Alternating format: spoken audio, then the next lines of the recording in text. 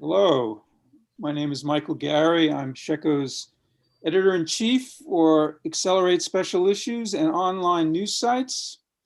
I want to welcome you to the commercial refrigeration case study session. We have 6 very interesting case studies for you today. And I'd just like to also add that if you want to learn about commercial supermarket installations around the world, we have a new issue of Accelerate that just came out and is available at accelerate24.news. I think you'll find that to be very interesting reading. So I'm happy you could join us today. A reminder that as an attendee, you can ask questions in the question box at the right of your screen under live discussion. We also have a poll question that you can address at the right of your screen. All of these presentations will be available after the conference. And so let me move on to introduce our first speakers. So our first speaker will be Armand Saliani, who is Director of Engineering from Arneg, Canada.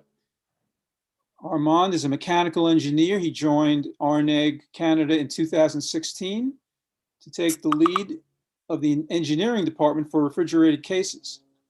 He helped start the rack division in 2018 and is now supervising the engineering of both rack and cases. Also speaking will be Phillip Walker, Refrigeration Solutions Director for Arneg Canada. Phillip recently joined Arneg Canada in this title, and he has 20 plus years of supermarket business experience. Works to develop natural refrigerant solutions that are tailored to meet the objectives of the project. So with that introduction, I will turn it over to the folks from Arneg Canada. Right on, thanks, Michael.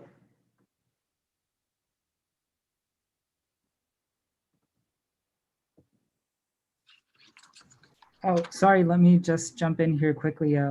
We still can't see you guys. If you could turn on your camera. We purposely turned it off so you could see the full slide.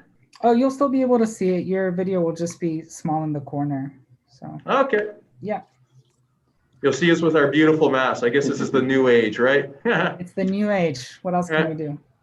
So let's kick it off. So welcome everybody. Welcome to the first virtual atmosphere, and thank you, Shecco, for inviting us. My name's Phillip Walker. I'm Director of Refrigeration Solutions. Hello everyone, I'm Armand Saliani, Director of Engineering. So today we're going to be taking a walk through a Quebec supermarket. I think it's important to note that RNA Systems is located in Quebec, Canada. And to paint the canvas, if we take a look at our season, we have a pretty lengthy winter season. Our climate is ideal for transcritical designs. And as you're probably aware, Quebec has been an excellent ground for transcritical evolution. Our dehumidification season, which is going to be important in the slides, as you'll see, is roughly 156 days. And the rest of the year is the shoulder season. And then after that, our winter season. So first, a quick look of the Arneg World. Arneg is present in all the continents with many manufacturing facilities and sales facilities, sharing the knowledge all over the world. So all is evenly shared, and experience in CO2 is very huge in the RNA world. So RNA World has a lengthy history with natural refrigerant solutions. And the purpose of this slide is to really represent, we do have 21 manufacturing facilities, and we are likely able to respond to your natural refrigeration inquiry or engineering solution that you're seeking. So who are we? You've already learned that we're Canadian. We're part of the RNA World. We're innovators in CO2 refrigeration. Design solution provider, very customer focused, and obviously really sensitive to be respectful to the environment. You know, exciting to say, our market is turning into more of a renovation market right now. So part of the go-to-market strategy for RNA Systems is to lead the customer from A to Z. So we take a look at that renovation or new supermarket solution.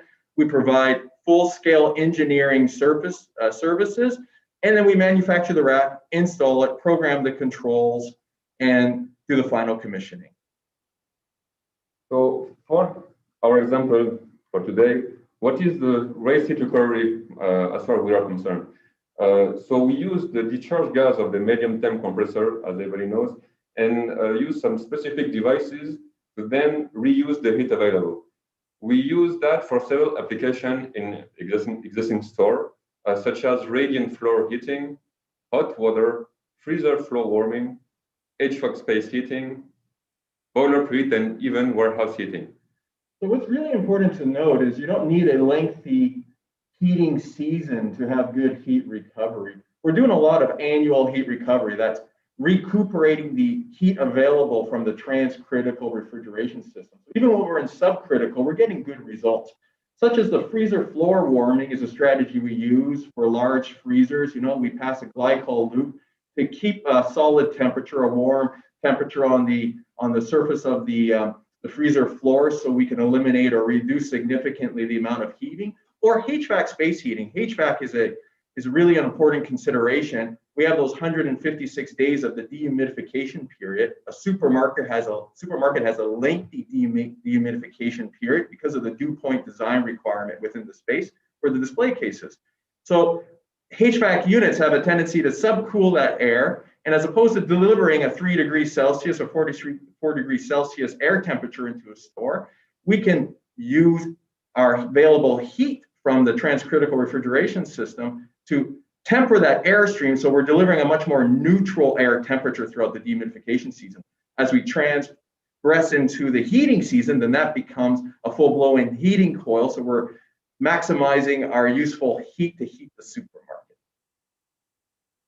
So here is an example, a practical example of an existing store. You will find at the top right the rack position in the store and all the module used for the heat recovery. You will find the boiler, you will find the HVAC module located, spread all over the store, few modules for space heating, and the last one, the snow melt module. This one is to, let's say, warm and heat up the floor for the pathway for trucks. It's composed of several circuits, what I will show you later on, and which prevent this area to freeze or to accumulate snow. So this is a very typical design for us, and I think it's important to note any good heat recovery design begins with a good control strategy. Obviously, we have 13 independent heating zones here. We can't simultaneously heat all 13 zones at once. So the control strategy is able to prioritize those zones dependent upon, time of year and temperature of the zone for requirement. So just to give you an example, the snow melt is a safety and security concern for the delivery trucks throughout the winter. The snow melt is priority number 1 as we get below 0 degrees Celsius. The HVAC, you see all those HVAC units scattered throughout the store. Throughout the dehumidification season, we're using the recovered heat from the refrigeration system to temper the airstream and to deliver a more neutral air into the store. And then they become priority number 2 in the winter season to provide useful heat to the store for heating reasons. This is all within Quebec, the supermarkets in Quebec, so we're offsetting the auxiliary heat, which is electrical heat. 2 different strategies for heat recovery as far as for Arneg system. The first one, direct, and the other one, the secondary. The direct one is basically redirecting the discharge gas for the medium temp compressor through remote heat exchanger located all over the store, through pipes all over the store. So what we're looking at here is a booster transcritical rack. It's about 20 feet long. At the very end of the rack, we see a bunch of valves and individual piping. All that individual piping runs up to an independent heat exchanger. That heat exchanger is where we're recuperating the heat from the refrigeration system. So as you see, several zones, several valves, direct being recuperating at the source, whether it be the boiler or the HVAC unit. That's where the heat reclaim is occurring. The other one is called the secondary because it's used as secondary fluid. Actually, there is a heat exchanger directly installed on the frame of the rack. The same discharge gas goes through the heat exchanger and heat up the fluid. It can be glycol or water. This fluid makes a closed loop and heat up all the different modulus that we need to be heat. So this is our most popular design. As opposed to the previous slide where you saw all those independent valves, you'll note here there's only one heat exchanger. This design is used mostly in urban designs and a lot in large-scale supermarkets. So we have a continuous secondary fluid circulating, being glycol or water, and then the primary fluid is our CO₂. The goal of the heat exchanger is to recuperate the maximum amount of heat available, give that heat to the secondary fluid, and then we distribute that throughout the building. In urban designs, we've done heating of swimming pools, heating of parking lots, snow melt. The list goes on and on. We've done condo terraceways besides the swimming pools where we've heated the floor for all the condo owners. So it's a benefit to us as opposed to sending that heat out to the gas cooler to remove the heat from the system prior. It actually improves the system performance. You have here a technical diagram of the glycol loop for this particular store. You will have on the top left the heat exchanger, and the other side the glycol loop, which is heating the domestic water, the snow melt, and the boiler. All good designs start with good engineering, and this is just an example of the store that we've been speaking about with the single heat exchanger with the secondary loop of glycol, how that design occurred. So a customer came to us and we began to build a solution for them, and that solution brought them into the heat exchanger, providing radiant floor heating, freezer floor warming, HVAC heating, along with a glycol pumping station. So it all started here on this small little piece of paper. So now let's focus a little bit on the snow melt application. You can see on this drawing that there are basically 5 circuits, independent circuits of hot water circulating all over the area for the pathway for trucks. So needless to say, Quebec, as you're probably well aware, gets pretty cold. January, February, we find ourselves in temperatures of around -15 degrees Celsius, which is pretty average, and then we can dip as low as -35. So our sloped pathways for the delivery trucks, those 54-foot trailers coming into that supermarket, could be a bit treacherous. Reclaiming the heat from the system, passing it through under floor of the truck pathway is a safety and security, and as well, it benefits the refrigeration system from recuperating that heat. This graph shows the number from concerning heat reclaim in kilowatt hour. You can notice first that the demand is constant or continuous during all the year, with a peak in the winter as expected. So these are the results from the store you saw that had that glycol heat exchanger, the single heat exchanger. And as you can see from the results, we're recuperating heat annually throughout the year, not just through the winter months. So we're having good return from January and February, and even take a look at June and July. Those summer months, we're recuperating the heat to offset the electrical cost with tempering the airstream. Which leads us to our final slide, everybody. These are the actual results. Remember, we're in Quebec. Our electrical, we're offsetting the auxiliary electrical costs, and these are the savings that we have pulled the data on by offsetting that auxiliary heat. So you find ourselves in January and February, we're right in the heating season. The customer is seeing an average of $6,000 at a 6 cents kilowatt hour, right into June and July, where we're averaging $4,000 of energy savings. As you can see, there's savings annually by recuperating heat from the transcritical refrigeration system.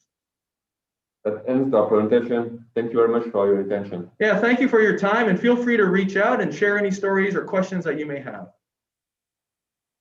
Thank you, Armand and Phillip. Oh, I hear myself reverberating. All right. Thank you for that presentation. Very interesting indeed. Quick question. Is the heat reclaim ever able to account for all 100% of the heating requirements in a store? Well, I guess to answer that question, it depends on what all requirements are there. If it's a small building, and the heating demand is small, we could. What we find typically in terms of fresh air demand, we're pretty good until about -12 to -15 degrees Celsius. After that, we're going to have to use some auxiliary heating to reheat that airstream. I see. Okay, thank you. And we'll have time for more questions at the end. I encourage the audience to submit questions as well as to answer the polling question. So our next presenter, and by the way, after our third presenter, we'll have a 5-minute break. But our next presenter is Hendrik Möller of Secop. A little bit about Hendrik. He's worked with electronic controls for more than 15 years, including 10 years in the refrigeration industry. He has rich knowledge and experience with refrigeration compressors and electronics controls to support customer needs and application optimization. And he is the Global Application Manager, Mobile Cooling for Secop. With that, I'll turn it over to Hendrik. Well, thank you very much, Michael. Let me just start up the presentation.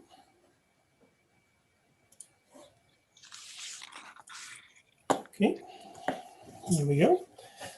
Welcome everybody to my session at the ATMO America.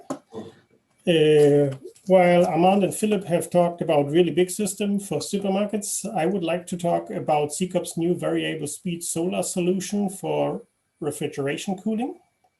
My name is Hendrik Möller.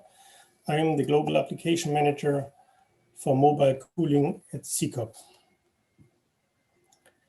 The agenda of my presentation is shown here. First of all, I'll give you a little introduction to the company Secop, which you might not always know.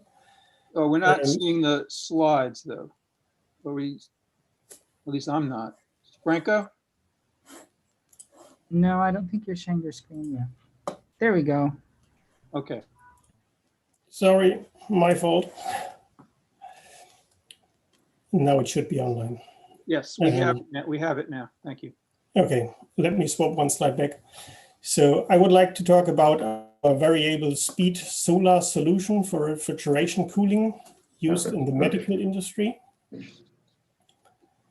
I'll give you a little introduction about Secop first, then a little background about the project which we have run here, the targets and the investigation we have done, and in the end what we achieved. And also a little overview about additional applications which Secop is currently investigating into, especially in this COVID-19 situation here. Secop is a company active in the market since 60 years. Despite we are only existing since 10 years, we have been Danfoss household compressors based here in Flensburg, Germany, and have been sold off from them about 10 years ago under different ownerships. We are set up in two main areas called stationary cooling and mobile cooling. Stationary cooling is handling the big stuff, the commercial refrigeration, freezers, beverage dispensers, and these items.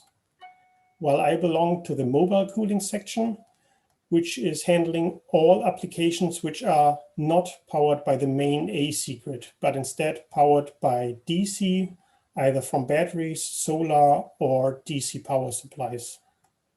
Typical applications are automotive, truck refrigerators, for example, shampoo coolers in luxury cars, middle armrest coolers in SUVs, and so on.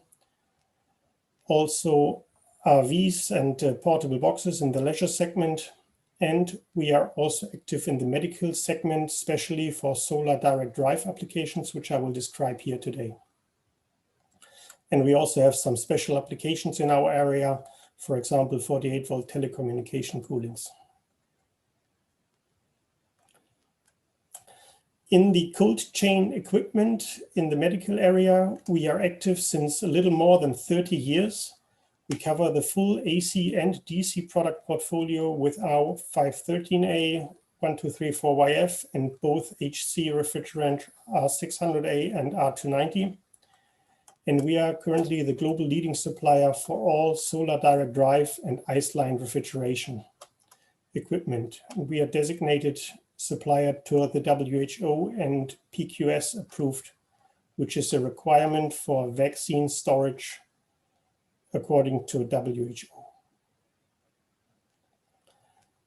The project I'm describing here is all about immunization and vaccinization. This slide here shows a presentation from the Global Alliance of Vaccine and Immunization. And we can see that there are about 140 million children born each year, of which about 20 million children are not immunized. Especially in this COVID-19 period, there is a big push, of course, to close this gap or at least make it significantly smaller. What we have investigated here is on the high level, first of all, of course, improve the existing products, the ice line refrigerator and solar direct drives, to ensure a better freeze protection, that the vaccines are never frozen. They must always be stored between 8 and 2 degrees centigrade. We have worked on longer holdover times. The current units must maintain the vaccines safe even for 3 days without any electrical power to these systems. So there are large ice banks or similar things required to store this energy. Last but not least, we have also worked on ensuring a reliable operation. These appliances are typically used in very far remote areas. In all the Western civilizations, we know that vaccine storage is typically no problem, but these are more targeting for the third world countries, where typically there is no main grid or very weak main grid with only limited amounts of hours of electricity per day. Especially for the solar direct drive applications, we have focused on how we can make them in the end cheaper, to use the same money to cover more children and get them immunized. We have focused on reducing the material cost and installation efforts, the transportation to these far remote areas, typically on remote mountains in these areas, and also reducing the maintenance and running costs. For this, we have investigated 3 main areas: the compressors, controllers, and cabinets. Of course, we as Secop are producing only the compressors and controllers. So there's the most area where we could do. First of all, we have analyzed the start conditions and the behavior here, and also the algorithm being used to start the compressor. Typically, compressors require a very high current peak to get them started and a significant lower running current, which means the solar cell needs to be oversized to overcome this high start peak. But I'll explain that later a little bit more. We've also optimized the cooling performance of our compressor and worked on the controller adaptive energy optimization, which ensures the compressor is always using as much solar power as possible, while also working at lowest possible power consumption in case there are dim light conditions, to ensure the compressor utilizes as much solar energy as possible. During the project, the cabinet was optimized as well, the ice bank layout, phase change material being used, and the insulation of the cabinet was investigated. The aims of Secop here were to improve the efficiency by 20%, to use at least 20% smaller solar panel, and to improve the cooling capacity also by 20% to allow for bigger cabinets. We have achieved to reduce the start current by 66%, so 2/3. If you see the solutions here on the right-hand side, the current solution is the solution currently used by all World Health Organization approved vaccine storage units. And you can see in the blue curve a very high current peak. While with the new design, which is still under development, and that's why we only show a blurred picture, you can see that this starting current peak is significantly reduced. And if you are now imagining solar irradiation, which is allowing only for the green curve, you could realize that the left-hand compressor would not be able to start as the current consumption is too high, while the right-hand compressor would be able to start at this solar irradiance already. So that is a tremendous success here in order to reduce the solar panels being required. We have lifted the compressor capacity, even though we have used a smaller housing, by 24% higher cooling capacity, and the energy consumption and runtime were reduced by 17 or 18%. The energy consumption was not that big as we originally planned for the 20%, because the compressor is also running at much higher speed with a higher cooling capacity, which is of course less efficient.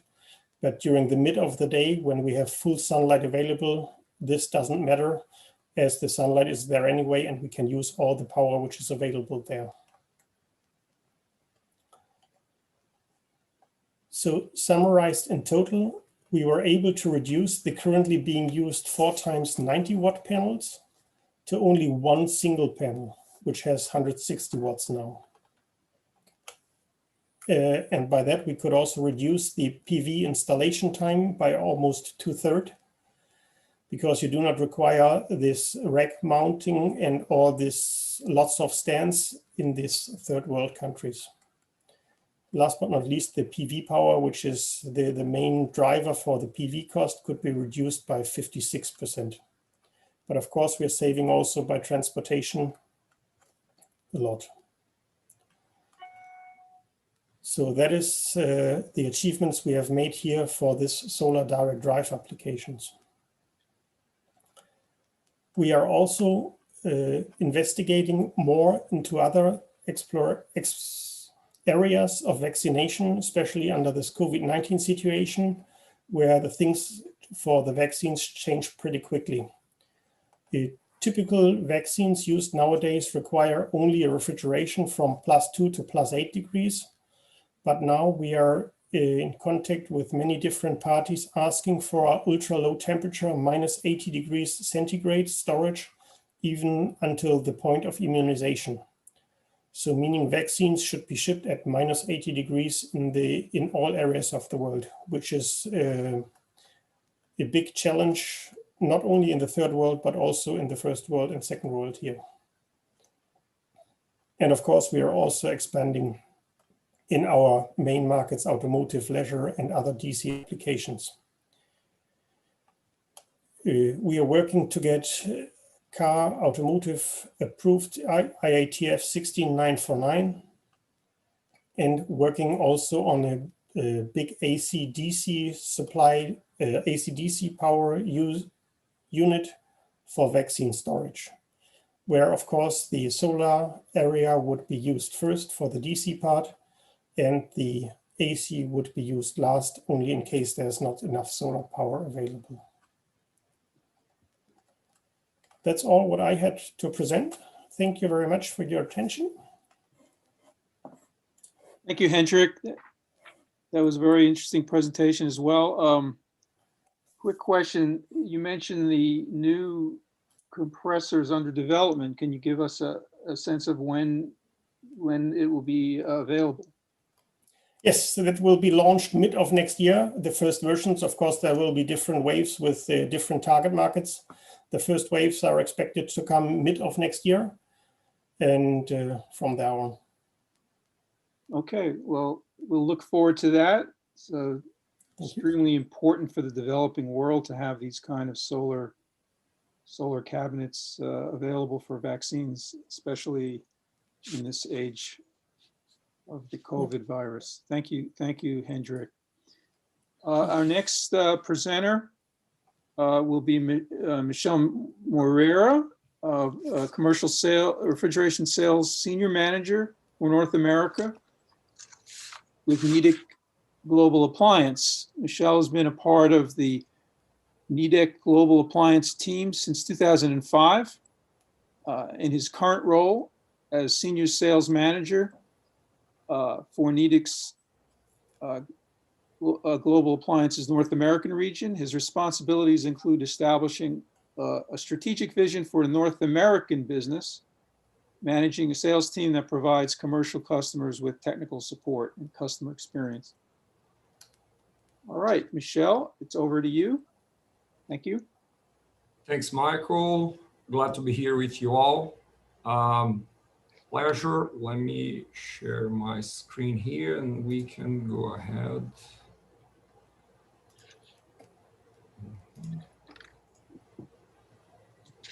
So I hope y'all can see my screen.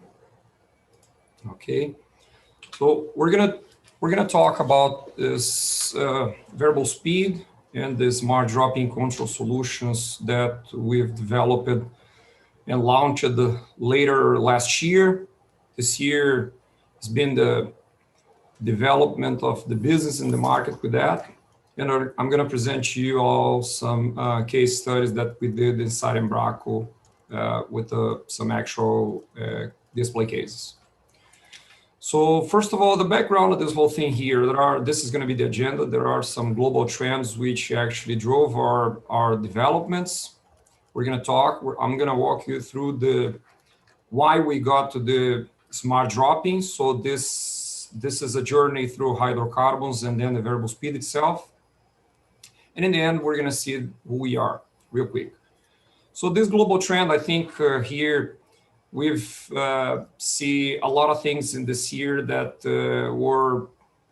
we could never thought about that before, and likely they're going to impact the trend in the commercial refrigeration space.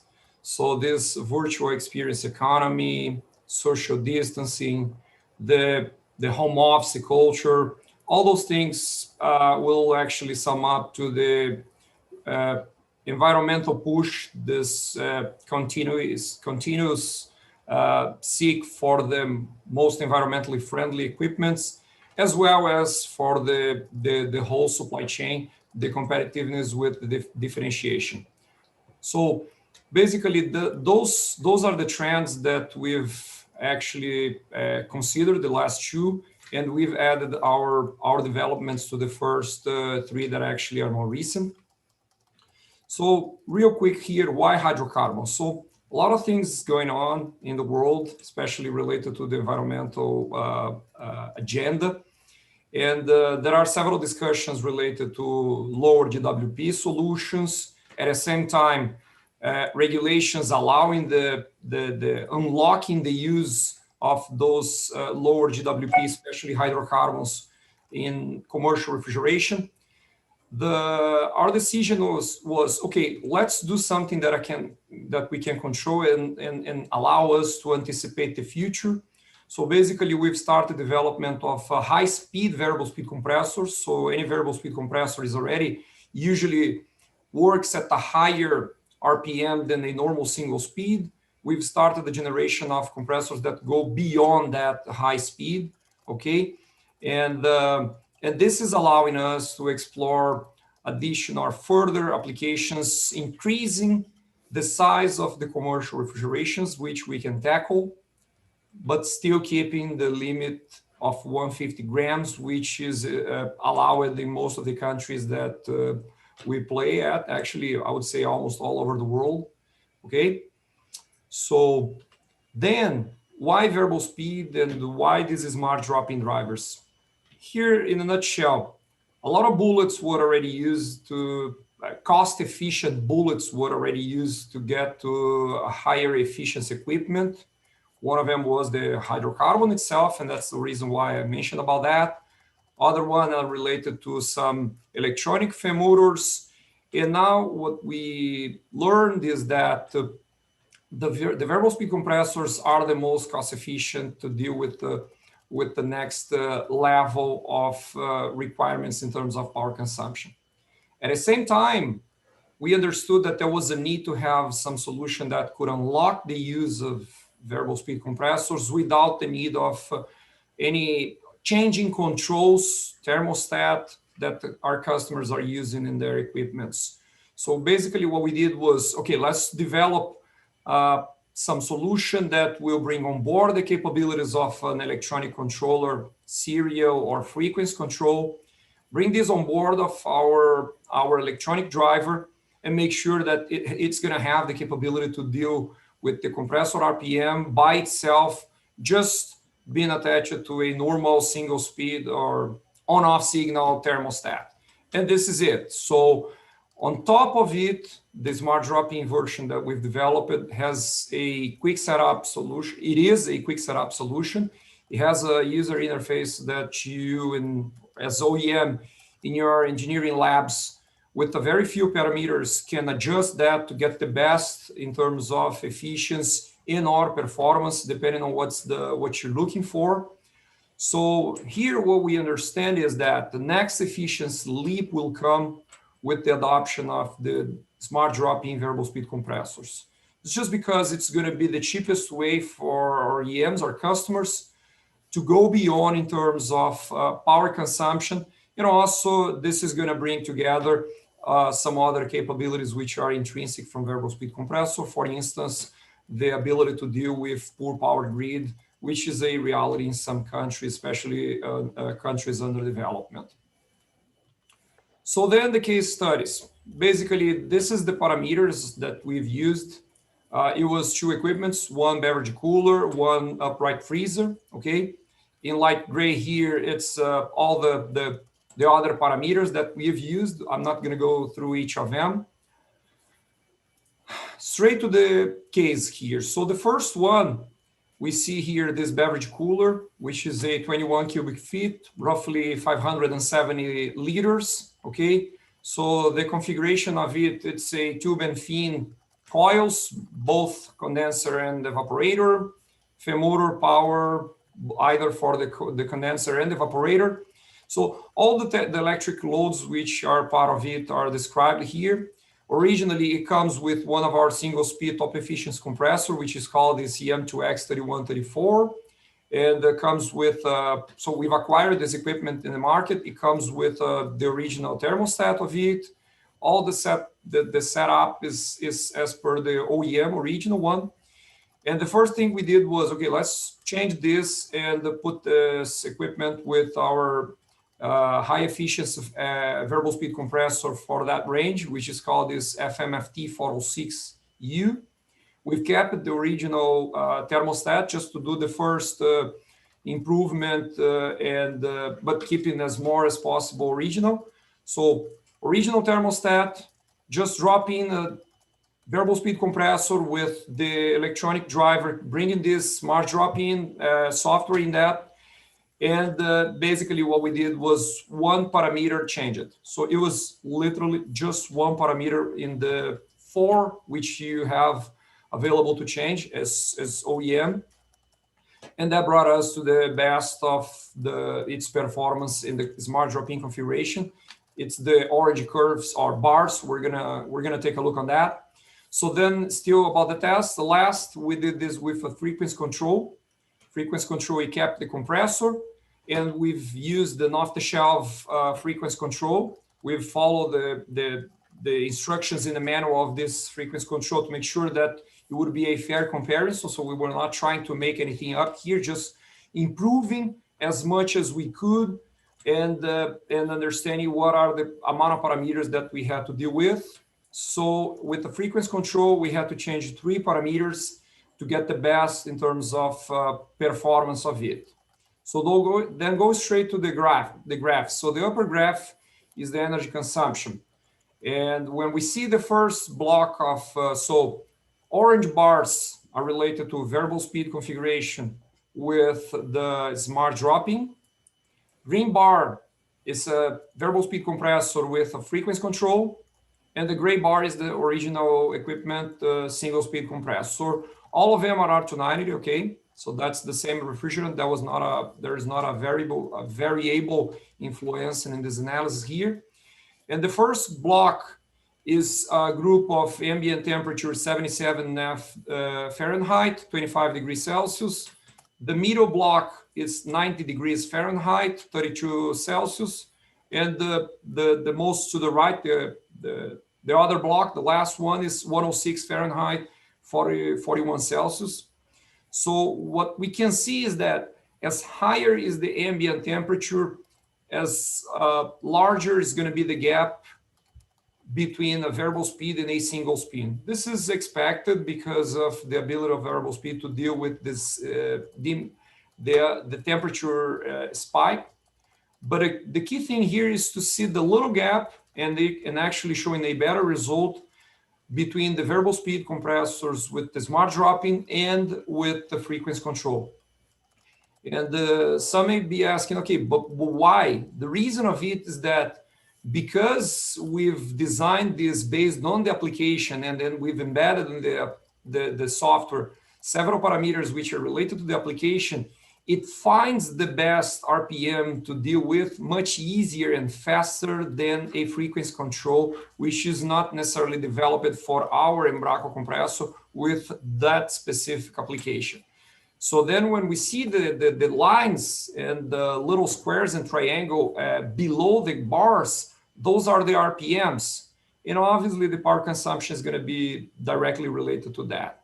So at the bottom graph, we have other bars which are related to the time to reach the -2 Celsius or 28 Fahrenheit.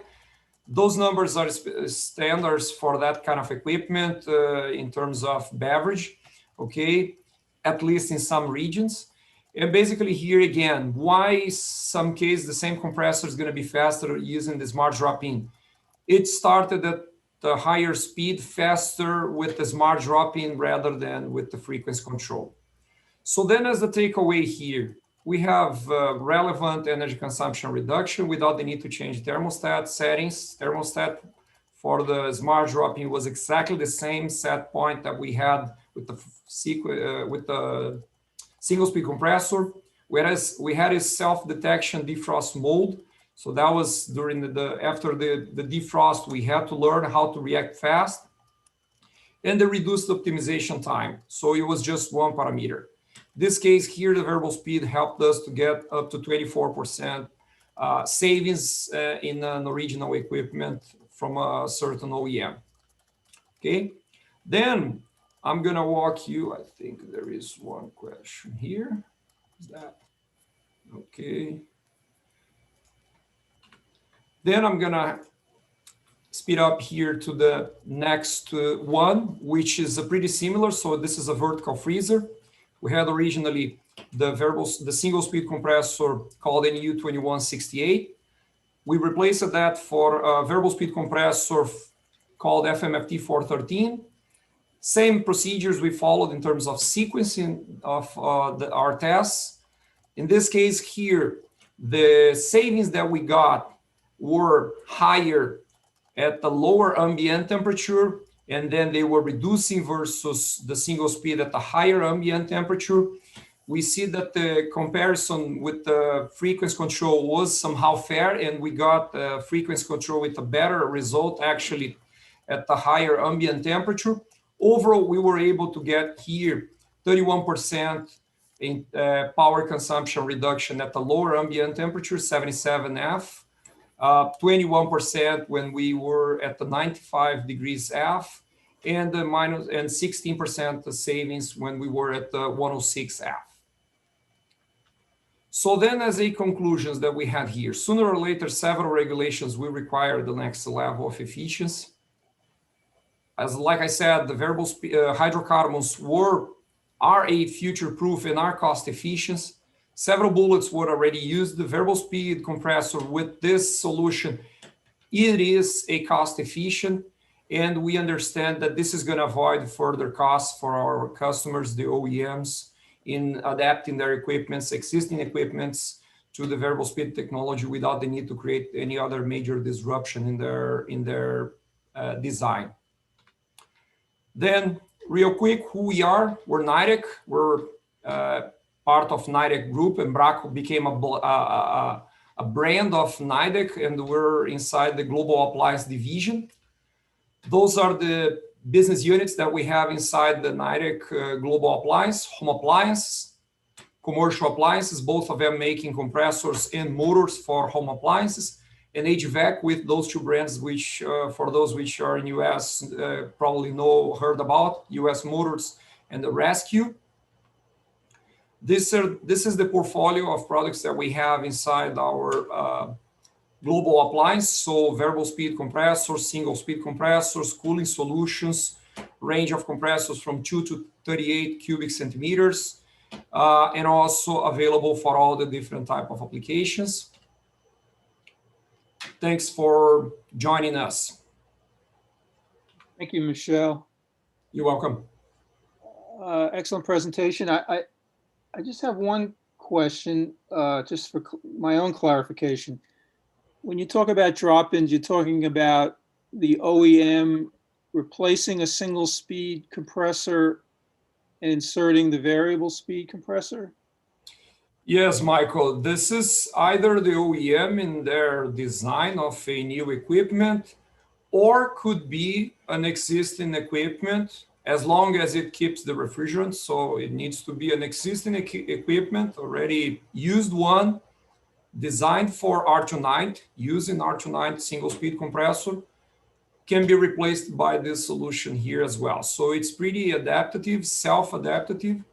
And it's, like I said, it has a pretty simple setup. We're actually sending this setup as a standard that is for most of the upright equipments. It adapts pretty much for all of them.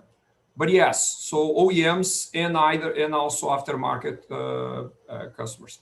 So it could be equipment already installed that you could do this. Yes, sir. It could be installed already. And in your comparison, the third example was the same variable speed compressor, but not in the drop-in scenario, but just separately in a separate cabinet. Yeah, if this is the case that you're mentioning, the second and the third one are always the same compressor and variable speed. The difference between both of them is the second one is with the single speed, with the on-off signal thermostat, okay, the original one using the smart drop-in solution. And the third one, then we replace the controller by a frequency control. We've adjusted the parameters of it. In this case, again, 3 parameters were adjusted, and we kept the same compressor as the second one. We basically changed one variable per time, never more than one, just to make sure it would be a fair comparison between the different scenarios, allowing us to establish this correlation between them. Right. Okay, thank you. You're welcome. At this point, we'll take a 5-minute break, and then we'll continue with the last 3 presentations. So with that, I'll just be back in 5 minutes. And you can All right. relax and do what's necessary. Thank you. So it's 10 to 4 now, 5 to 4 Eastern time. We'll be back.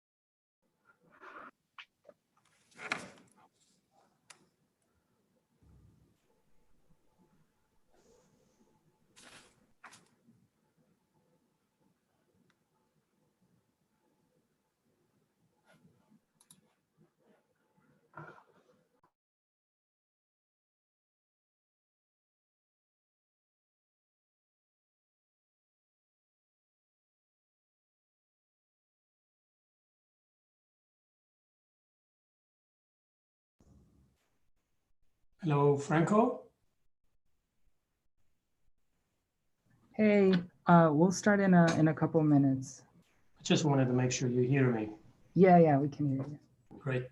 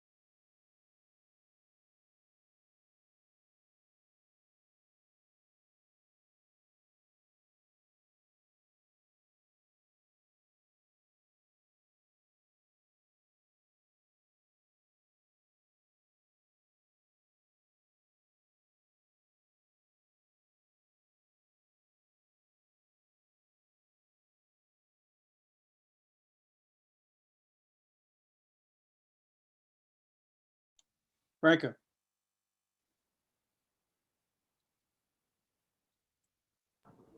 Hey, Michael. So I think everyone's here. Yes. Okay.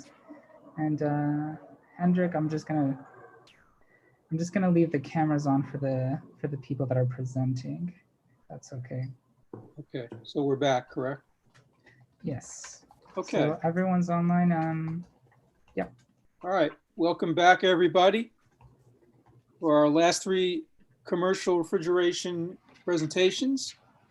We have three presentations from Tecumseh, Doran, and Heat Transfer Technologies. The first one from Tecumseh, we have two speakers, Mike Devine and Plinio Ferreira. Mike is the Director of Global Application Engineering for the Tecumseh Products Company. He has extensive industry experience in refrigeration system engineering, design and application, and he will be presenting on new fixed speed and variable speed compressor technologies that's being introduced by Tecumseh in the 4R290 propane. Plinio is the variable speed application specialist for Tecumseh. He's global application engineer. He will present the latest technology and innovation solutions with variable speed 90 compressors that Tecumseh is offering on the worldwide market. With that, I will turn it over to the folks from Tecumseh.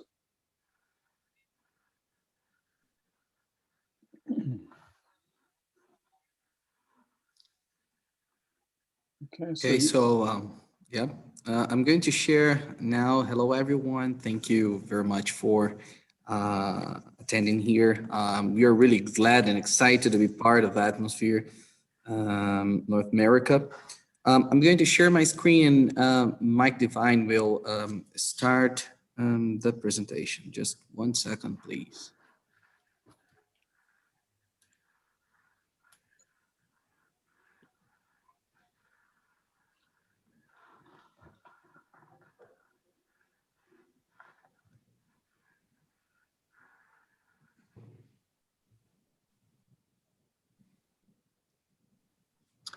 Thank you, Plinio. Thank you, Michael. As mentioned, I'm the Director of Global Application Engineering for the Tecumseh Products Company, and my name's Mike Devine. I've got over 30 years of industry experience, mainly in the refrigeration system design for large OEMs in North America, including 20 years at True Manufacturing. I've just started this position with Tecumseh this past summer, and I also have experience as a national account manager and sales manager with the Tecumseh Products Company from over 20 years ago.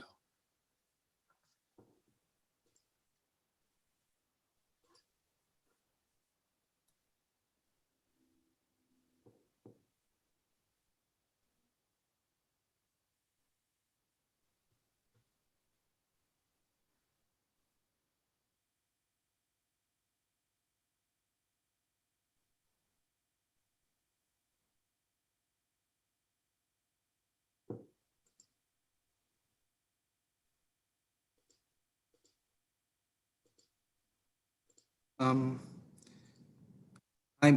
everyone. Can you listen to me? Yes, we can hear you. Can you hear Mike? Not Mike, I can hear you. Okay, Mike, can you listen to me? Sorry, Mike. Is Mike off? I think Is he muted? yeah. No, he's not muted. I'm gonna mute him and unmute him and unmute him and see if that returns.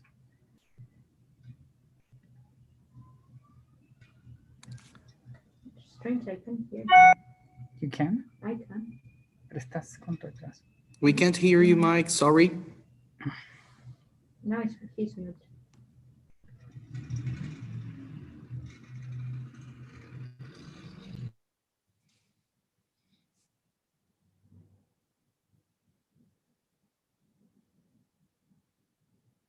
Oh, something has apparently happened with Mike.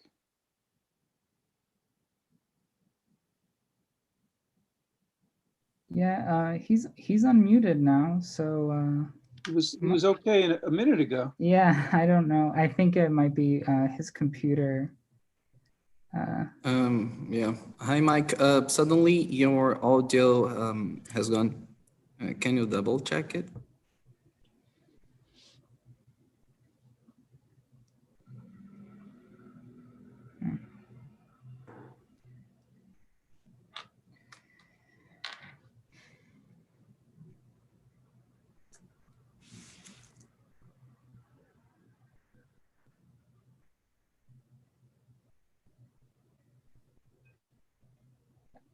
Mike, what I can suggest is for you to leave the call and come back in. And that might kickstart it again. Let's just give him a couple of seconds. Or could he? Yeah, he could hear us. So he just left the call and he's coming back. So hopefully that will fix the issue. So I don't know, I guess you couldn't fill in the meantime, or no? Well, I prefer to wait for Mike. Yeah. All right.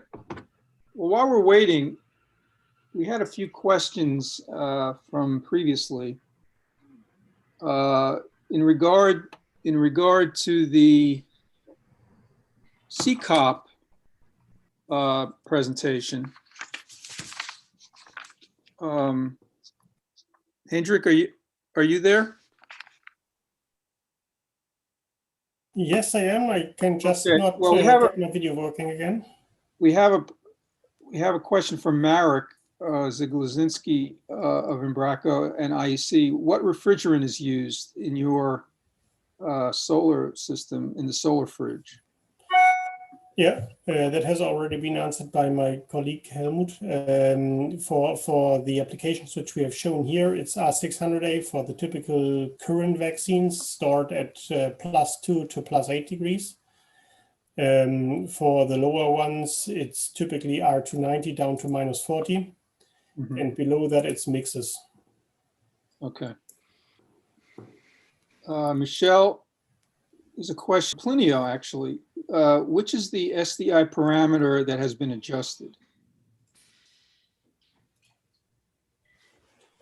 The aggressiveness. Excuse me? We have a parameter that we call aggressiveness, is the speed, that the rate that the software reads the thermal load from so long story short, there's no sensor connecting the driver to the refrigerator other than the on-off signal from the thermostat. So we've developed an algorithm that has this ability to sense that, and the parameter is the aggressiveness that we play in this algorithm to make sure this is going to react faster or slower. Okay. This is a question for, let's see, you guys from Arneg, from Neil Monson. How does an end user approach determining payback on something like snow melt of exterior pads?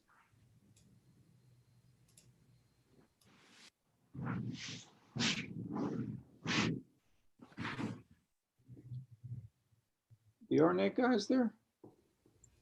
I guess they disconnected. I think they might have disconnected. Yeah. Oh, okay. Well, we'll have But to. you know, I would say that we should just go on to Giacomo to give Mike more time to come back, and then when he comes back, we can go back to their presentation. Okay. Okay. All right. So the next presentation is from Giacomo Pisano, Technical Sales Manager with Doran. He joined Doran in 2003 in the R&D department, taking responsibility for the CO₂ compressor development and being in charge of the product's technical qualification. He then took over several application engineering roles and is currently responsible for the CO₂ compressors business development. With that, we'll turn it over to Giacomo. Hello, everybody. Can you hear me well? Yes. Very good. So let me share my screen. And thanks everybody for joining. So today I will talk to you about a energy efficiency comparison between various technology applied to CO₂ and HFC's refrigeration systems. This is the summary for my presentation. First of all, I will go through a quick introduction, then describing which are the latest trends for CO₂ systems in retail business. Then I will cover a CO₂ efficiency, a CO₂ system comparison between CO₂ and HFCs from an energy efficiency perspectives, and then some conclusions. First of all, a quick introduction about the company. Doran is headquartered in Florence, Italy, where we have production and offices. Then we have production site in China as well, and we also have offices in the large stock. And quite recently, we have implemented Doran USA, which is up and running since April 2019. Basically, we are located in Michigan, where we have offices and we have a large stock of compressors and spare parts, which can be delivered 24/7. Let's start with the presentation. Let me take out all this. Well, that's good. So basically today, we will talk about CO₂ system in retail business. A first mention is about integrated systems. This picture here is here not really for showing you the refrigeration rack cabinet, which are obviously an important part of this point of sale, but I would like to draw your attention to what you see here in these red circles. What you see here is a cassette system, which is providing heating and cooling. Heating obviously during winter and cooling during summer for comfort of the people visiting the shop floor. These are basically during summer additional evaporator to the same CO₂ rack. And at the same time, during winter, CO2 is basically used to heat up the shop floor during the colder months. Basically, in this way, one sole contractor is going to do everything with carbon dioxide. This picture, in fact, is taken from a shop floor pertaining to a supermarket working with CO2 transcritical unit, and the same unit is delivering comfort heating during winter and comfort cooling during summer. In this way, by using only one refrigeration rack, the point of sale becomes 100% energy self-sufficient. And actually, this point of sales is avoiding the use of a separate HVAC unit, of a separate air handling unit, of a separate heating system. As of today, this sort of integrated systems is quite popular in Europe. There are more than 300 supermarkets now working with this execution. And actually, I would like also to draw your attention to our software, which is available for download on Devine.com. Our software enables you to design completely a refrigeration system for a supermarket, including medium temperature load, low temperature load, but also including HVAC load and comfort heating load. So this is a very nice way to design a completely integrated CO2 system for supermarket applications. Next slide, let's focus on the energy efficiency comparison, which I ran through. Basically today, we will compare a 404A DX system against a full CO2 transcritical system. Both designs are featuring same duties, so specifically 600 kilobtu per hour in medium temperature and 120 kilobtu per hour in low temperature. And actually, we will have a HFC system, which will be DX404A for both low temperature and medium temperature. And then we will have various declination for the CO2 system. We will start with flash gas bypass, then switching to parallel compression, and then using ejectors. You can see here in the bottom of the slide the various system configurations, switching from the simple flash gas bypass, adding a parallel compressor, and then using also ejector technology. And this comparison will be done in various climate zones. Basically, I have been taking into account cities from north to south on the West Coast. Obviously, we can do similar calculation for any climate, but basically these cities were taken into account: Seattle, Portland, Arcata, starting in California, then San Francisco, Los Angeles, and San Diego. And basically, by using CoolPack Pro, I have been running various simulations according to this four system design, in these climate profiles. Basically, CoolPack Pro is able to calculate system efficiency depending on the climate zones, and these are the results in some of the cities I mentioned. So what you can see here is the output by using the software with these four technologies in California, from north to south in California. Why focusing in California? Because obviously California is one of the most active states in the United States, employing natural refrigerants, or at least low GWP refrigerant in supermarket business. And basically this simulation is showing interesting cost savings depending on the latitude, depending on the weather profile in average. Basically, starting from Seattle, you can reach cost saving when using a CO2 system up to $20,000 per year. And you can also have cost saving when working down south in California, San Diego, by using ejector technology. A CO2 ejector-based system can achieve a $3,000 per year cost saving against a HFC system. So basically, what we can say is that with the modern technology, which is available today, including parallel compression and including gas and liquid ejectors, CO2 is able to outperform a 404A DX system basically in all climate zones. Obviously, cost has to be taken into account.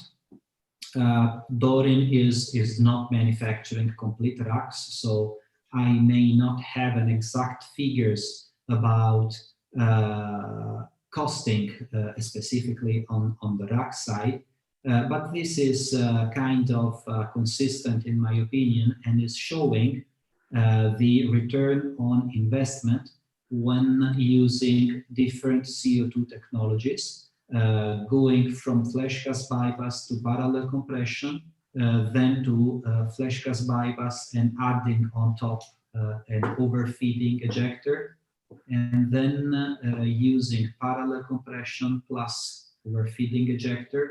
And then the last one, really the most efficient, is using parallel compression and vapor ejector and liquid ejector. By doing a energy efficiency simulation and by doing a cost analysis, basically what can be found out is that going from system A, so very simple flash gas bypass system, to system E, so the best system you may design today with parallel compression and multi-ejector technology, the return on investment is approximately 2 years, which is definitely negligible when you think about the complete lifetime of a supermarket building or a supermarket point of sale.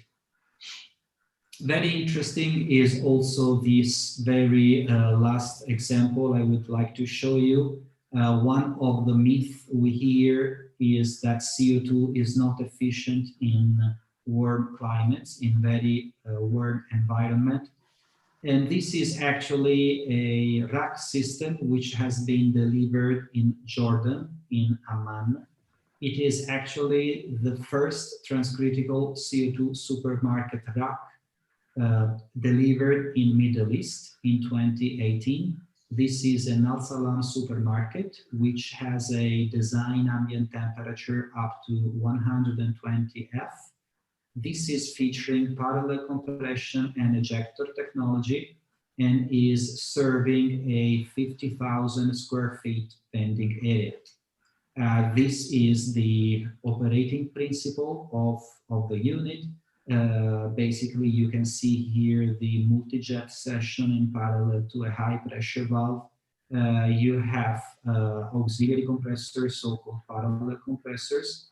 And actually on the right side, you see a comparison between the energy consumption from February to September of this one CO2 supermarket system, comparing a similar size HFC system, which was refurbished very close to this one point of sales and with similar capacities. Obviously, as it always happens, it is basically impossible to compare apples with apples. However, we have nice indications that CO2 is able to work in a very efficient way.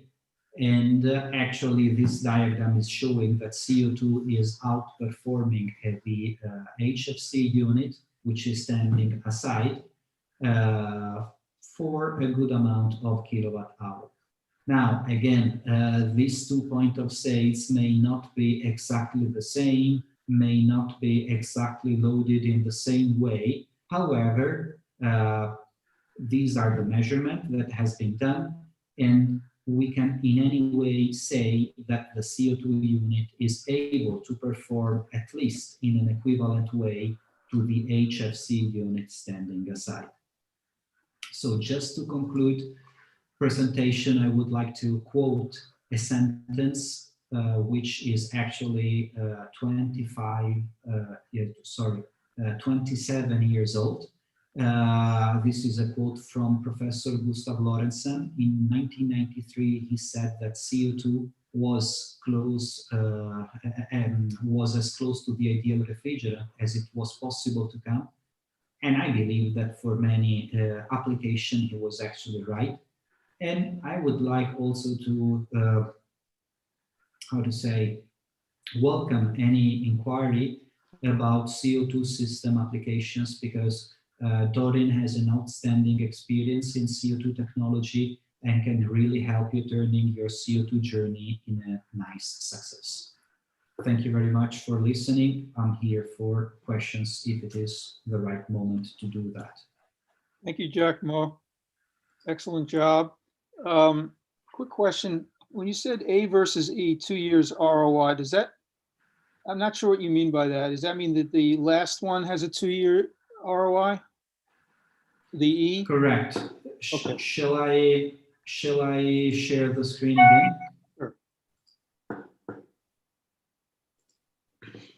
Yeah, you see basically system A against system E. Obviously, system E is more expensive because it's adding on top newer technologies such as parallel compression and vapor ejector and liquid ejector. And basically, system E is able to return the larger investment in about 2 years. Oh, I see. Yes. Compared to A. Right. Got it. Thank you for clarifying that. Okay. Sure, no problem. Okay. Do we have the folks from Tecumseh ready? Yeah, Mike is back on. Mike, can you speak so we can see if it's working now? Yes, yes. Oh, it's working now. Great. So I think you can retake where you left off in your presentation. So Plinio's driving the slides. He's gonna. Yeah. So Plinio, just jump to the third slide.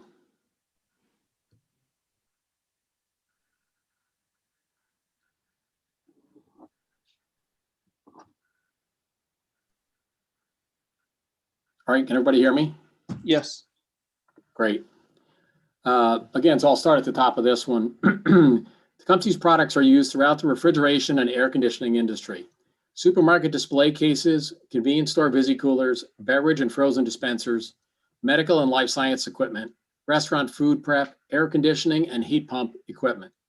We are very active in mobile refrigeration with our Master Flux variable speed DC compressor product line for cars, trucks, buses, RV products, electronic battery cooling, and container refrigeration for the pharma medical industry.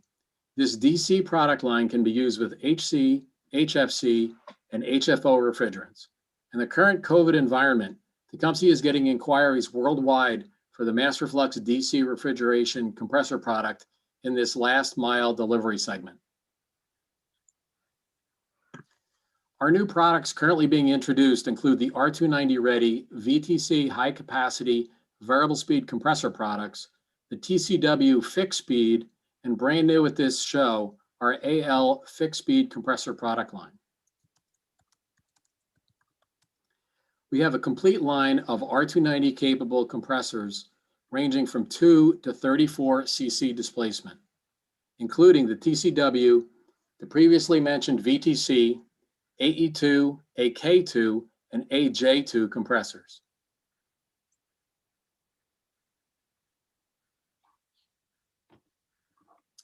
These are some examples of the applications of our new AL compressor product line. The new AL compressor product line optimized for R290 refrigerant and designed specifically for use in low and medium back pressure applications features 3 new displacements of 15, 18, and 20 cc available in 110 volt 60 cycle and 220 volt 50 cycle, with capacities ranging from 1200 to 1800 BTU at low back pressure and 3,700 to 5,000 BTU at medium back pressure at EN 12,900 conditions. This AL product line is smaller, shorter in height, weighs less, and is more energy efficient than the current industry offerings. The new design also features a new shock loop, a new crankcase, new piston, new cylinder head, new valve plate design, and a new suction muffler. It's available in the CSIR and CSR configurations. What's shown here is the application envelope. We have an expanded operating envelope for this new AL product, and it increases the range of applications for this compressor. You're able to use the same compressor for both commercial refrigerator and commercial freezer products. It has a range from a minus 31 degree Fahrenheit to a plus 41 degree Fahrenheit evaporator temperature range.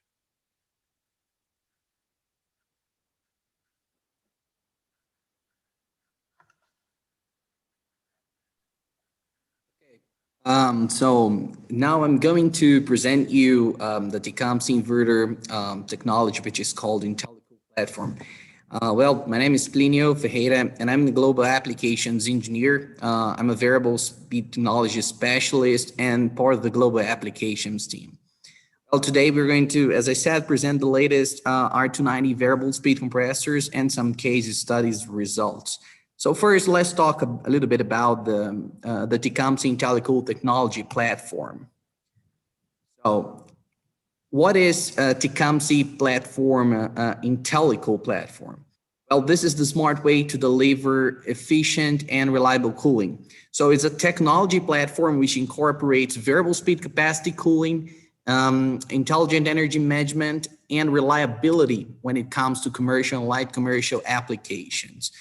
So it can be applied as you can see here in the screen with individual components. And what I mean is the IntelliSC, which is the system controller, the variable speed compressor, in this case, the VDC, and the Tecumseh IntelliCI, which is the compressor inverter. Well, embedded in the IntelliCI in all our products, we have TAL embedded. And then we offer this intelligent algorithm, as I can say, which is called TAL. And this is the acronym for Tecumseh Adaptive Logic. So when it comes to the benefits, okay, of this technology, which is called TAL, we can say that once we have a severe environmental condition, the usage of the variable speed compressor, when it is solid against voltage and frequency variation and offers dual voltage and dual frequency, it's a really a reasonable tool for, let's say, for countries in development or regions that has this severe environmental conditions, not only due to the temperature and high humidity, but also due to the power grid conditions, okay? So the VDC and the TAL can handle with this pretty well. And as I can say that it is really easy to install and ready to be used. The complete portfolio is on-off and also PWM compatible, and it has UL, VDE, and CE mark, and also Class B software protections. Okay, so it delivers a high efficiency level, lower noise, and quick temperature recovery when it comes to pulling the temperature down. This improved performance and this reliability has no added cost, or there's no need for additional configuration or no need for this additional devices. So it's a tool, it's a technology which is ready to be used. I'm going to show you a little bit of our variable speed portfolio, okay? In our portfolio, we can go from, now here in LBP, we offer compressors from 400 up to 3,000 in LBP, okay? And in MBP, we can go up to 6,000 BTUs. So given here a highlight on the high capacity models, we have the VTC 1424U, which is on a compressor which is optimized for LBP applications, okay? The VTC W424, which is an L and MBP compressor, and the VTC X419U, okay, also high torque L and MBP compressor. Now a little bit what is TAL. Okay, so the TAL algorithm, I'm going to talk a little bit about this technology. The TAL algorithm, it adapts itself as the proper name or the acronym says, Tecumseh adaptive logic. So it adapts itself the speed during this system operation to match the compressor capacity to the refrigeration system cooling demand. And the speed of the compressor continuously adapts to ensure the refrigerated cabinet is maintaining its optimal temperature while using the lowest amount of energy to pull the temperature down as fast as it can and deal with some faster temperature recovery of some thermal disturbances, let's say door openings or reloads. Now I'm going to show the speed behavior versus the internal temperature of two cases. On the screen now, you can see here a thermal disturbance caused by a half reload action. On the left, in the left, you have a temperature graphic, and in the right, we have the speed curve, okay, of the variable speed compressor. So we can see that in the beginning of this graphic, the temperature increased caused by this half reload, and then quickly the speed of the inverter increased, offering and delivering reliability to the system. Okay, so I would like to highlight here that there were no changes into the system nor into the thermostat. Here again, another example of this reliability. This is a typical door opening case situation, and the same. The left we have a temperature behavior, and in the right we have a speed behavior. So in the beginning of this graphic, we can see an increase in temperature caused by a door opening action. And then we can see that quickly the logic that we call TAL understood this increase in temperature, and by the system behavior, it increased temperature to recover the temperature of the cabinet. Now, I'm going to show you some case study comparative of an upright Visi-Cooler. This is a different application from let's say, a specific application of a beverage merchandiser. And here we have an internal temperature of +3 to +5 Celsius degrees. And I'm going to show the full load, okay, test, which is a temperature pull down and a power consumption results. The refrigerant is R290, is a Class D cabinet, and the cabinet was loaded. And in this comparison is a TC, best-in-class compressor, versus fixed speed compressor, versus a VTC compressor with TAL. Okay. So here, on the top of this graphic, we can see the temperature, and in the graphic below, we can see the speed behavior of both compressors, fixed speed in yellow and variable speed in blue. What we can see is that the variable speed compressor pulled the temperature down 29% faster than the fixed speed compressor. That means 4 hours and 18 minutes faster. So we can see that the speed after reaching the stable cycling condition decreased, maintaining the compressor at and decreasing the speed to improve energy consumption. So now here to wrap this results up, we can see in a normalized comparison that with this Visi-Cooler 430 liters, we could get almost 30% faster temperature recovery and 5% reduction in power consumption. Let me tell you again that the original thermostat was used, and there were no additional adjustment, neither in the cabinet nor in the logic. So this is just a direct replacement of a R290 system, original R290 system, to another one, okay, that was originally conceived with a fixed speed compressor, and we did the assembly of a variable speed compressor.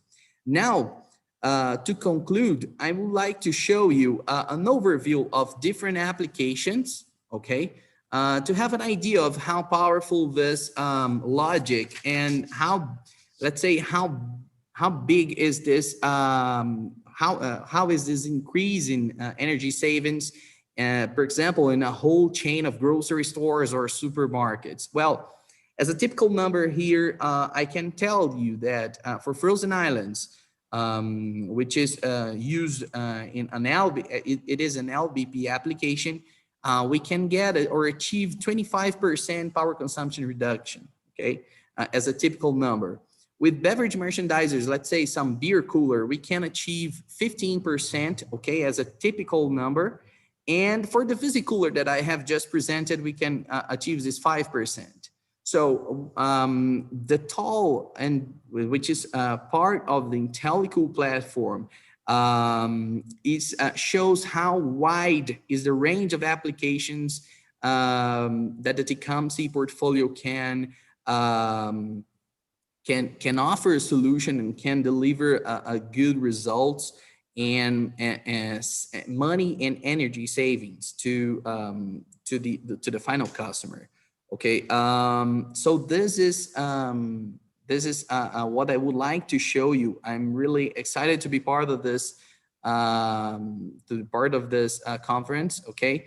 And well, to conclude, Tecumseh Products Company manufactures a full product line of compressors, condensing units, and complete refrigeration assemblies that are used in commercial refrigeration, HVAC, and the medical life science industry. We offer a full product offering R290 fixed speed and variable speed compressor technology, as well as a DC variable speed compressor product line that has gained wide acceptance in the mobile transportation, last mile, in the refrigeration segment. And this R290 variable speed compressor technology with TAL, the Tecumseh Adaptive Logic technology, improves in energy efficiency, pull down performance, and product temperature maintenance over the fixed speed R290 best-in-class compressor product. So it offers reliability, better performance, in a simple and easy way to use this technology. Well, thank you really very much. I'm open here for questions. You have our contacts. So I'm here if you have any questions from my side. Thank you very much. Thank you, Plinio and Mike. We're running a little over, but we're going to get to our last presentation with Yoram Shabtai of Heat Transfer Technologies. Yoram is a heat exchanger designer, veteran, and he's the head of the consulting firm Heat Transfer Technologies, provides designs for current and new condenser and evaporated coils, and is a technical advisor to the International Copper Association. Yoram? Is Yoram there? There he is. Hi, everyone. Do you hear me? Yes. All right. Thank you for joining. I hope you had a little bit of coffee. It's running late. So I'm going to jump right in. Thank you, Garry, for the introduction. I'm going to share my screen. Is screen looking all right? Yes, it's very good. Thank you. So this presentation will review the design and optimization of heat exchangers using microgroove small diameter copper tube technology with simulation software and benefit use of natural refrigerants. Microgroove stands for copper tubes that have internal enhancements, generally equal or smaller than 5 millimeter OD. The pictures show a mini-split system, which actually will be covered as one of those case studies I'll review. Technology is widespread globally and is continually being adopted for the many benefits it can bring to the designer. Some of these benefits include downsizing, refrigerant reduction, which is very important with natural refrigerants, higher efficiency, and also quite important is cost saving, which is a big driver in today's economy.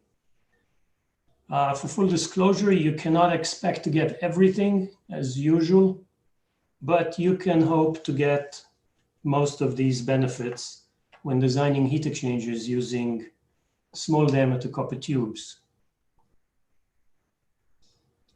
The first of the simulation software I'll review briefly, because this is not a training session on using the simulation, is called HXSim.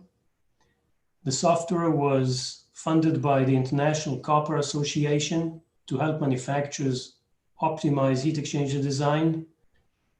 And generally what you can expect is because of the smaller tube size, you can expect a higher pressure drop, which requires circuitry redesign. To help with the circuitry redesign, software is very helpful. The pictures show some of the graphical interface. On the left, you can have a temperature reference for the inlet coming in blue and heating up. And on the right is just a depiction of the coil. This in particular case is a L shape, as exists in many mini splits. Some companies that use it are listed, but it's not exclusive. Some of HXSim capabilities are various tube diameters, different heat exchangers type, I-type, which is a simple slab, as you can find in, let's say, a window air conditioner, or a large CO₂ condensing system, and different refrigerants. You can see the natural refrigerants in green and some of the others as well. Many different fin types, simple plate fins, wavy fins, slit and louver. And by the way, the construction of those heat exchangers can be seen in prior atmosphere presentations that we have shared, going back to 2015 as far as that. So jumping right in, the first case study is a split type air conditioner, L-shaped type. On the left, you see the original condenser, which consisted of 7 millimeter outside diameter tubes using R410A as a refrigerant. The graphics on the right shows the new design, which consists of more circuits. It uses 5 millimeter OD copper tubes and uses propane as refrigerant. This is the simulation results of the baseline using R410A, and I apologize for the small fonts, but this is what the program provides as an output. I have put arrows in the more important results, for example, the diameter of the tube, the horizontal and vertical spacing, which is identical in both cases, trying to keep the fin the same type fin to minimize cost. Some of the inlet parameters on the air side, some of the number of tubes used, 2 circuits, area, volume, and when it comes to the refrigerant side, some more important results using R410A. You can see the refrigerant charge is just over 1 kilo. And one important feature is the refrigerant side heat transfer coefficient of about 2,200, which we will compare later to the smaller tube. You will see the difference in the efficiency of the tubes. Capacity, of course, has to be kept constant at 5.4 kilowatt. These are the results of the simulation results using propane. you see the tube was changed to 5 millimeter, same vertical and horizontal spacing. There are 6 circuits now with R290, and the refrigerant charge using this optimization is only 150 grams. And the refrigerant side heat transfer coefficient is almost twice as high. This slide summarizes the differences. 7 millimeter R410A compared to the 5 millimeter R290. Most of the numbers are the same except for the refrigerant charge, allowing the use of propane with a small penalty in the refrigerant side pressure drop, a non-significant almost 7%. However, one important feature is the reduction of the heat exchanger weight, which relates directly to cost of almost 24%. That comes mainly due to the fact that smaller diameter copper tubes have thinner wall and can still maintain the same required pressure. The second type of simulation software that is available for designers is called Coil Designer. And these slides have been produced thanks to Optimized Thermal Systems, our partner in designing heat exchangers. A very involved piece of software includes a large database of fin tubes and refrigerants. Very graphical, same basic idea. You build your heat exchanger using tubes, fins, spacing, many different types of variables. And the case study is compliments of Sub-Zero, a upscale refrigerator manufacturer not far from us in Madison, Wisconsin. And the reason behind this is to transfer to R600A refrigerant with the limit of 57 grams that was real at the time. Another change to the comparison between the two simulation software is that this time we have used a special algorithm called multi-objective genetic algorithm, or in short, MOGA. Of course, I can't go in depth to what that is. I'll just explain it briefly, where instead of using one variable for optimization, you can use multiple variables. For example, the heat exchanger size, the fin density, the tube spacings, the fin geometry, and also other variables. So genetic algorithm is an evolutionary algorithm where you use a population of possible solutions instead of a single one for each iteration. More specifically, in a standard optimization, you use a single objective and the decision is made before the search, what you want optimized. In the multi-objective optimization method, the decision to pick your best solution is made after the search. So the process generates a multitude of results from which you can select if you want the lowest cost, fin density, size, or refrigerant charge. So you start by an initial system design, the heat exchanger pads, number of circuits, fin density, as a preliminary starting point. Then after you run your simulation, you end up with this nice graph that some of us can possibly put on the wall as a piece of art, where each dot of this graph symbolizes a number of variables.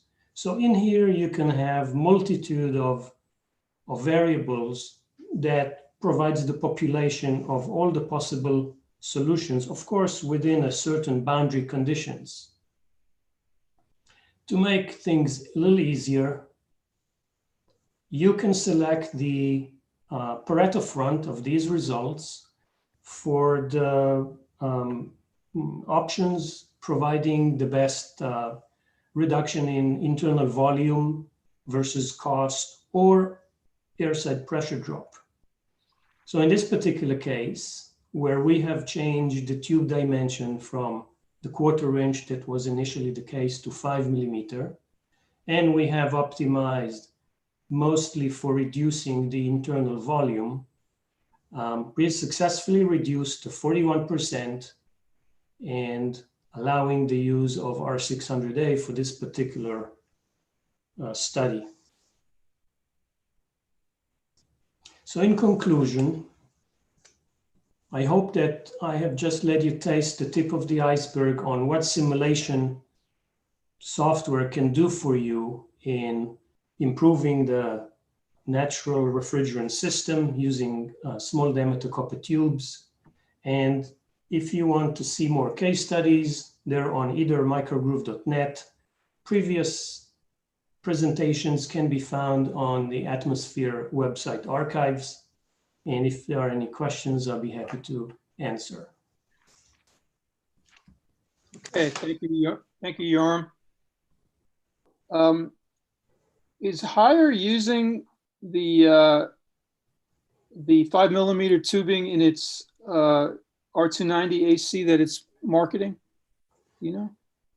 Haier does, and many of the other companies listed here all use 5 millimeters in their product. Mini splits are very common in the Far East, and in some areas they're picking up in the US. I mean, I personally considered 2 mini splits instead of the central air that I have at the moment. You can buy mini splits with R290. They're easy to install. You can have a few for different locations. They can compete with VRFs, but that's a different story. Easily controlled, replaceable, and installed, and so forth. You can buy them in the US? I have seen them, some for sale in the US, yes. Oh, you'll have to tell me where that is. Because I wasn't aware they were selling R290 mini splits in the US. That's news to me. Okay. Okay, thank you, Yoram. That was excellent. And a couple of quick questions for Tecumseh, because I know we jumped right into Yoram's presentation. We're over time, but since we're over time, we might as well continue. The new AL compressor, is that a fixed or variable speed compressor? That's a fixed speed. Fixed speed. Okay. Yes, sir. Okay. And is the AL and the IntelliCool with tau, are those available now? Are those in the marketplace, or have they been introduced to the marketplace? Yeah, they are available now and already being used. We have been a solid feedback from the customers that have it. Okay, great. Okay. All right, gentlemen, we're about 20 minutes over, but it was well worth it. We had a little technical flaw there that delayed us, but I'm glad we got all our presentations in. And I want to thank you all for this great contribution to the conference. And I really appreciate it. If anyone has any further questions in the audience, they can contact the speakers. And with that, I will conclude the session. Thank you, guys. Mark Chassaro is giving a final goodbye for today, if you're able to stay for that.